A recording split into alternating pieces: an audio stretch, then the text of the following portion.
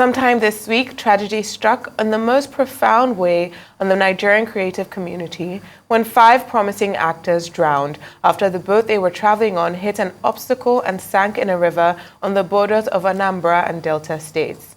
One of the victims was Paul Obunmenwe Odonwodo, popularly known in the industry as Junior Pope, a 39-year-old father of 3. They were reported to be on their way to a filming location when the unfortunate incident occurred. Since that incident, public discourse about safety and security during production in Nollywood seems to have gained a notch or two. The conversation has also expanded to include the issue of negligence and growing lack of responsibility on the part of those who operate water transportation in Nigeria. Why was a passenger boat allowed to sail when it was clear that the basic global best practice of wearing life jackets had not been enforced? Industrial accidents happen all over the world, none more so than in the film industry. But how does the sad event of this week summarize Nollywood and its inability to break free from the rudimentary ways of doing things? Joining us now to have a chat on all of that is Alex Eyengho, who's Secretary, Board of Trustees, Association of Nollywood Core Producers, as well as Vice President, International Federation of Film Producers Association. We will also take a look into his reaction to the recent appointments into the headship of agencies under the Ministry of Culture and Creative Economy, in addition to the likely impact of the Lagos-Calabar Coastal Road on tourism and hospitality investments in Nigeria. Many thanks for being here, Mr. Eyengho, and welcome to the show. Thank you. Adesua. Good morning. Good morning, comrade. Good to have you around. Thank you. Good morning. Good morning. Now, after the sad incident that happened this week, a lot of people have been talking about negligence and safety. Is this incident a unique incident, or is it an incident that represents maybe a string of incidents within the film industry itself when it comes to safety issues? Well, thank you, Adesua. I would say safety is the responsibility of everybody, and it cuts across industries, not peculiar or not endemic to Nollywood. But with respect, to what happened, recently, I would say, in every production, in every film production, someone is in charge, and in this case, someone is the head of the management, is the general manager, if you will, and that's the producer. Is the employer of labor. He assembled everybody from the director to the A-list actor to the production assistant. So he's responsible for the modus operandi, in the production. And in this case, I must make it clear because I asked, it's not as if the shot on the river, it was not a location. They didn't shoot on the river. There is no, in the script, there is no scene that has to do with river. I think they went across the river. There is a location, maybe an island across the river, maybe where the producer or the location manager detected and said, okay, let's go and shoot here. And they had actually finished shooting and coming back, when the incident happened. Okay, of course, in the boat, only 2 people had life jackets on. The director and I think the DOP. Incidentally, the producer herself was not there. She was supposed to go with them, but she forgot something. She had to go back, and she couldn't make it. So she was not even there. But I'm sure the production manager and the rest of them, because in the absence of the producer, the production manager actually take charge because he or she is actually the engine room representing the producer. The producer will not be everywhere. I think it's just like you said, it's carelessness and taking things for granted, which is totally unacceptable. And this also has to do with professionalism.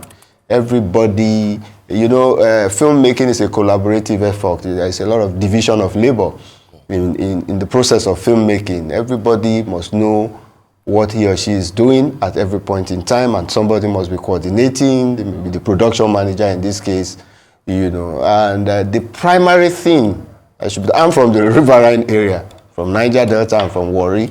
I'm from, my community is on an island, you know, 1.5 hour away from Warri City, Ugborodo, you know, in the Escravos River, you know. So I understand. You don't board a boat, you know, without having safety gear. Primarily the life jacket is basic, and if it's a commercial boat, the commercial boat you have, if it's a 20 passenger or 15 passenger boat, you must have at least 16 life jackets that will go around everybody. But in this case, I don't know. I think the boat does not have enough life jacket, or the boat has, some of the stars or cast and crew decided not to use, you know, the life jacket. And but from what we hear, even Junior Pope himself, he was told to hire, and he said he's not going to hire, doesn't have money for that, which is right. It should be provided by the production, and that was not done. I hear the Marine Police too, from the testimony of some of the survivors, forgotten his name, one of the video is trending, that the Marine Police was even saying, look, Nollywood people, you people thought you can do it alone. Instead of, we told you to hire, you refused to hire, you are stingy people, and all of that. Sorry, hire what? Life jacket. Life jacket. Because they went through the Marine, you know, police. They even said you refuse, you don't want to pay for divers and all of that. You don't want us to be part of it because you don't want to pay. That's production. As for the producer. So is it beyond carelessness, and is it negligence? Because there is, what you're describing is a duty of care is owed to the actors, not just on sets, but transporting between, you know, sets or between locations and back to wherever they're being housed or stayed. So is a duty of care owed by the producers to the actors and to the other workers who are involved in a film production? I think that's part of it. That's primary, like I said, it's the primary responsibility of the producer, and I'm speaking from the point of view of a producer, as a producer myself. You are responsible, like I said, ab initio, for everybody, the cast and crew, their welfare. As long as you've taken them out to your location, they are under you. You are like their father or mother, as it were, to take care, make sure everything goes well from their minutest detail, even feeding and all of the kind of food you give them, the kind of places they go, the security.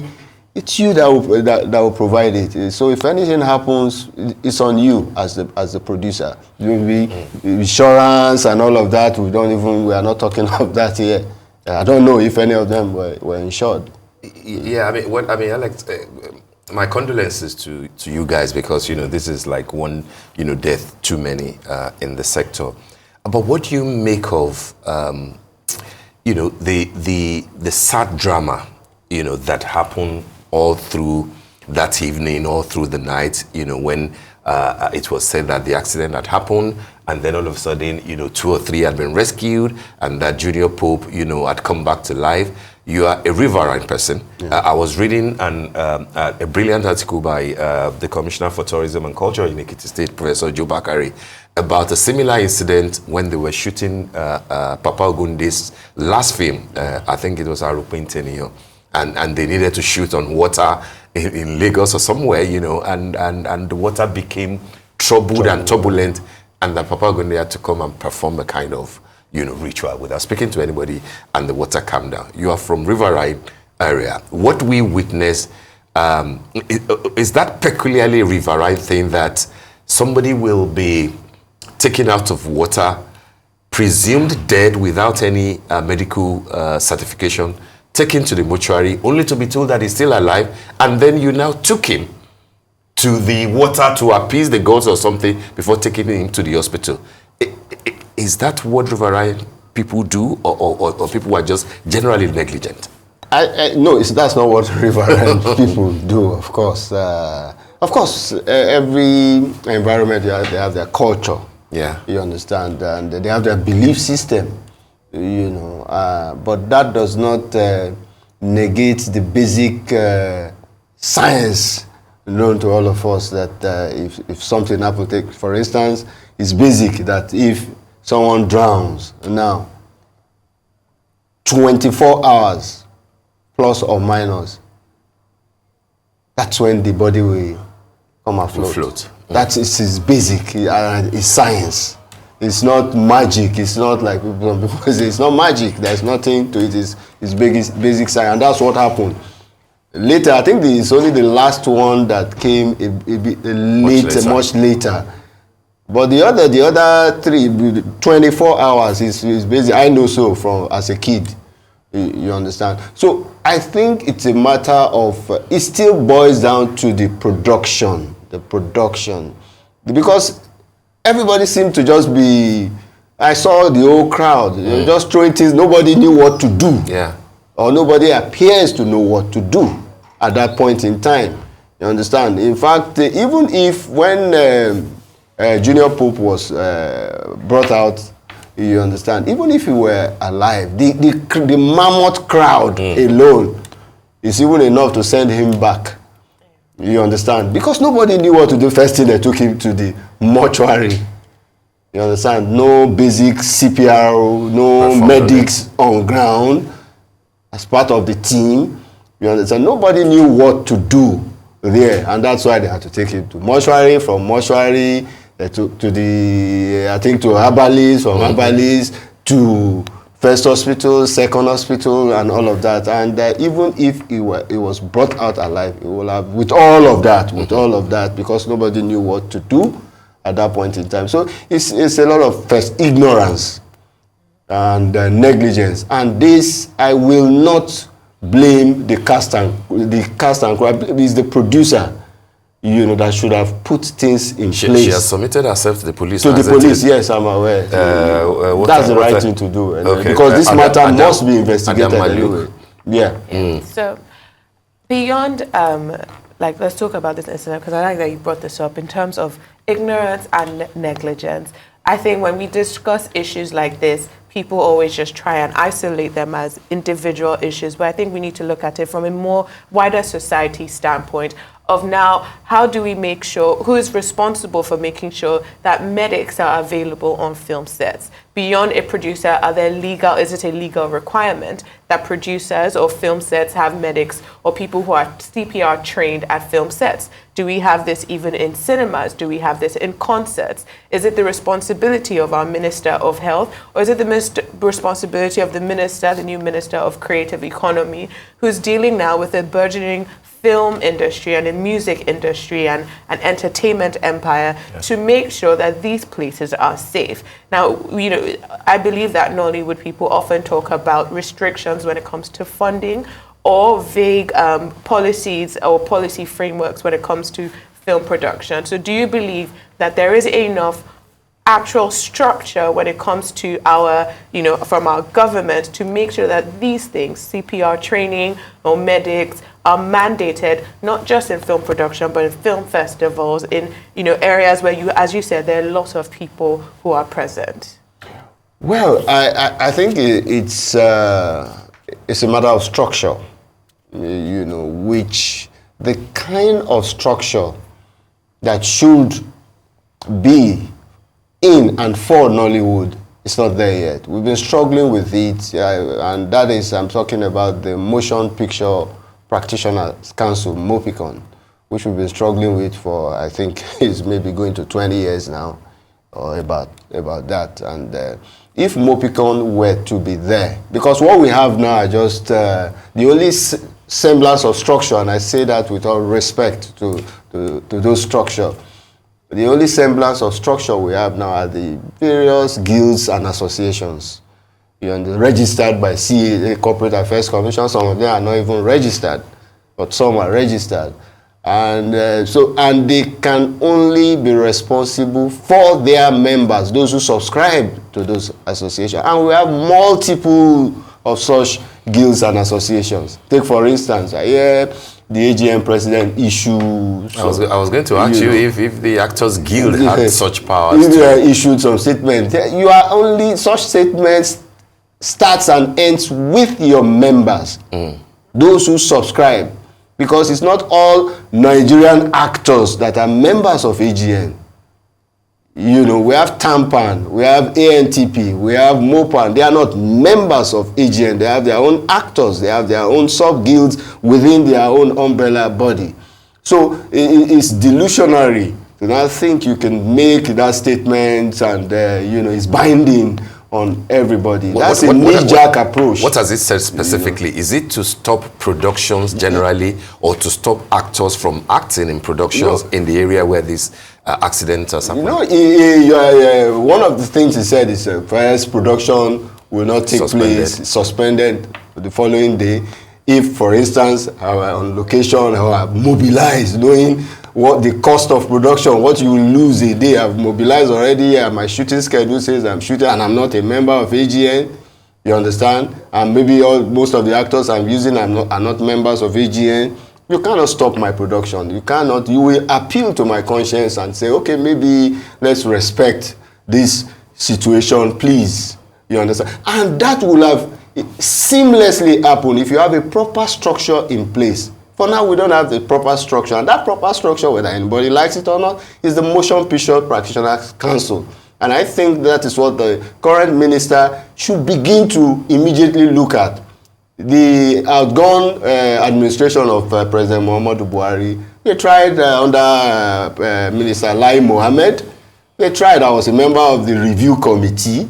We submitted everything, but somehow nothing happened for 8 years. So that is the structure for, like I always tell people, that is our own equivalent of Nigerian Bar Association or Nigerian Medical Association or Society of Engineers, whereby things will be more cohesively done in terms of what you said. It is the body that will insist, put its foot down that, look, this is the minimum you must do if you are going on location. These are the things. Because the Mobicon we are talking about it's not like guilds and associations that are just registered by CAC. It's an act. There will be an act setting it up. It's a law. It's a lawful body. And it's also self-regulatory. It is the practitioners. It is the members of the guilds and associations anyway that will populate the council. You understand? But it needs that legal bite, by way of an act of the parliament. Then it's passed into law, the president will assent to it, then it becomes a council, then we have a proper structure. We don't have a proper structure for now, save for the various guilds and associations, and we have too many multiple associations. Take, for instance, Producers Association. I'm sure you have more than 10 different producers associations. The same ditto Directors Association, actors, and all of that. But with such a council, there will be more cohesiveness, you understand, and we will be able to make a law. Because if a guild, like I said, the president of AGN gave a pronouncement, it's not binding on other guilds and associations. We have made effort to have a semblance of umbrella body in terms of structure. We tried with Konga, Coalition of Nollywood Guilds and Associations. It didn't actually work. The first attempt, we did the second attempt. The second attempt was about working. But something happened, and they have something they call Federation of Guilds and Associations, which the outgone Executive Director of National Film and Video Censors Board, Adedayo Thomas, tried to do without proper consultation with the industry, and that also is not working. That's the truth. What do you think that the current minister, Anatu Musawa, will do differently, given that about 4 or 5 ministers, superintending over culture, did not succeed in bringing about, the Mopicon thing that you spoke about? What will she have to do differently, especially when for issues concerning the welfare, the safety, insurance, things like that about practitioners that are not there? People dying, people resorting to begging, to GoFundMe, just to stay out of hospital or even to stay alive. What will the current minister have to do differently to get it right? I think what she should do differently, because I don't know, as far as I'm concerned, she's yet to meet with the industry in terms of engaging, maybe town hall, or she's yet to the best of my knowledge. I think, but what she should do presently and urgently is to immediately take it as an executive bill, maybe talk to the president and move this motion picture document, because the document is already there. We've had various review committee. It's there. So let the minister chest out and pursue it. Get the buy-in of Mr. President and let it be presented as an executive bill to the National Assembly. And let them speed it, because there is no need to reinvent the wheel again. The document is already there, has been there for about 20 years now. It's just to touch it up and let her push it. If that is the only thing she can achieve for the Nollywood sector, I mean, there will be so much kudos for her. And I think because in that document, it takes care of everything, like what you said, insurance, the ethics and everything. The issue of professionalism is there. What producers should do on set, what they cannot do, and the issue of contracts and all of that is there. That will sanitize the Nollywood space, and that is the essence. You said the minister has not, sorry, very quickly, you said the minister has not properly consulted. But a lot of people will say that it was actually a consultation that led to the choices for the heads of agencies that have been appointed. So two things. You don't think that that consultation that led into the appointment was sufficient? And what's your assessment of all these agency heads? They've not spent a long time, but then do you think that they have started well?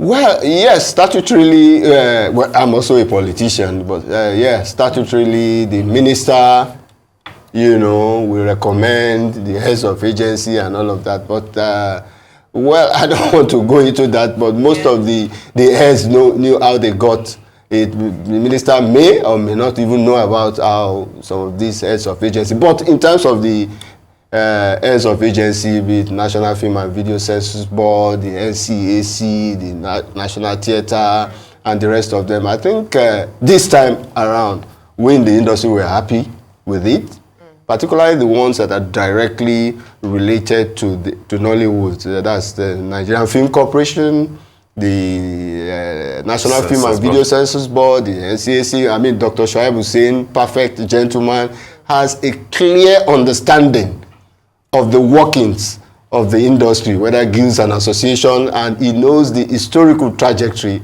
of the industry. Ali Nuhu, well, he's a veteran actor, experience, you understand. Then Obi Asika, these are people that will do wonderful job. That the lady, the National Theatre, I don't know too much of her, but I hear she's also good. So the heads of these agencies, we in the industry, were okay. We're very okay with it, and we believe they will make a marked difference in their respective agencies. Yeah. So I was actually going to say, because talking about actually having like a town hall, I was actually able to attend the Minister's Creative Economy Roundtable, where actually Obi Asika was there and some of the other new heads. Yeah, before they, yes. That's before the yes, they had the roundtable. But also after the appointment, there was the events that happened in Lagos, the week-long like creative economy events that were going on. And actually at that event, I was able to... the Omniverse. Yes, the Omniverse with, the ministry was involved. The ministry was one of the sponsors for the event. But actually at that event, I was able to look into a session where producers were talking about Mobicon, but what was going on is that there was no consensus in the industry. There seemed there to be... There hasn't been consensus in 15, 20 years. And so the implication here is that, beyond the role of, the government or trying to actually engage the key players, is that the key players themselves do not actually have consensus, and some might feel that Mobicon might make them less powerful or may not, may go against their own personal interests. So, looking at the industry as a whole, how do you think that the government should go in to protect especially the small players, not the key big names or the key players or maybe the people who are even in line for these positions, but the small players, the up-and-coming, the new Nollywood, the people with lesser funding, the actors who don't have pensions, as you said, so that hopefully in 15 years or 20 years, we don't see the actors who are starting out now needing to beg for hospital bills. Okay, and the very essence of Mobicon is to protect the small players. You know, those you think you see that are opposed to Mopicon are the bourgeois, the big boys, the big girls of the industry. Who have international connect. They don't want Mopicon because they know if we have a Mopicon, all those things they do, they go abroad and say, look, I'm representing Nollywood. And it will not happen again. They do those things and get away with it. And those people, I tell you, and they are powerful. Micro minority, but very powerful. They are the big names in the industry. Those are the people. Otherwise, Mopicon is actually to protect the voiceless in the industry. It's to give an enabling environment, to ensure professionalism. It's not there. Mopicon is not coming to stifle practitioners. You understand? So I don't understand when, I don't know if you are taking statistics of those opposed to Mopicon. I am telling you, I'm on air now, they are micro minority, but powerful micro minority, who believes that with Mopicon, they will not have that larger than life, they will not be able to do things as they wish, they will not just go outside the country and say, so nobody, for instance, no lawyer can go outside Nigeria and say, look, I'm representing NBA, when you are not, you understand what I'm saying, or NMA, you understand? That is what is happening. But for sure, for those of us who believe strongly in Mopicon, and we are in the majority, Mopicon will birth. And that's why we appeal to the current minister to take it very, very seriously and push it as an executive bill that must be presented almost like yesterday and pushed to the National Assembly and let it get a speedy hearing and approval and passed to law, and the president, Mr. President, should assent to it, because that is the way forward for the industry, for Nollywood. Thank you very much, sir. So lovely to have you on the morning show today.